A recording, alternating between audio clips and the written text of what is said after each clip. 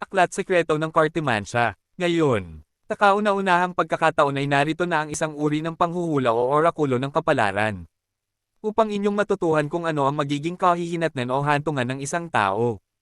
Sa kanyang pangkasalukuyan, at panghinaharap sa pamamagitan po ng paggamit ng baraha, o kaparaanan ng panghuhula sa baraha, na kung tawagin ay aklat sekreto ng Cartomancia. Ang baraha ang dapat gamitin ay blackjack, para po kayo ay magkaroon ng kapangyarihan, talino, at maging maliwanag ang inyong panghuhula sa isang tao. Ay ganito po ang inyong gagawin.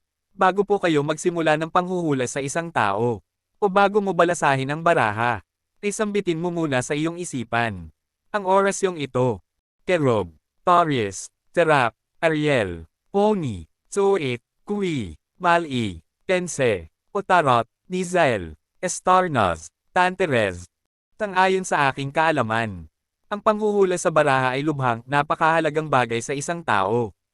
Sa kanyang nakalipas na kahapon, pangkasalukuyan at sa panghinaharap, ang paraan ng panghuhula ay lubhang napakaraming paraan o kaparaanan. Mayroon sa palad, sa horoscope at sa pagtingin sa mukha ng isang tao, na kung tawagin ay psychoanalysis. Ang lahat ng iyan ay pinalad akong napag-alaman kong lahat. Subalit ang lubhang napakabisa at napakagaling at walang paltos, ay ang Cartomancia o ang panghuhula sa baraha. Ang panghuhula sa baraha ay isang propesyon na lubhang napakahirap at napakadelikado. Lalo't ito'y likas sa isang tao. Sapagkat ang pinagkakalooban nito, ayon sa aking kaalaman at karanasan ay talagang nakaguhit sa isang tao. Kapag sapol sa iyong pagkabata, ay maraming pangyayari na ikaw ay nagtataka.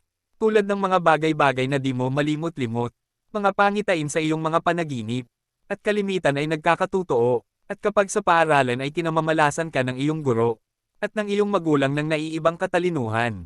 Ikaw ay nabibilang na sa may tinatawag na psychic power, o kakaibang kapangyarihan. Kung ito ay iyong madedevelop, at ikaw ay magsasaliksik ng mga karunungang ito, sa mga taong may lubhang kaalaman sa panghuhula at matutuhan ang mga bagay na ito, ay ikaw ay tatanghalin din na isang taong may power, o tinatawag na may ESPO extrasensory perception.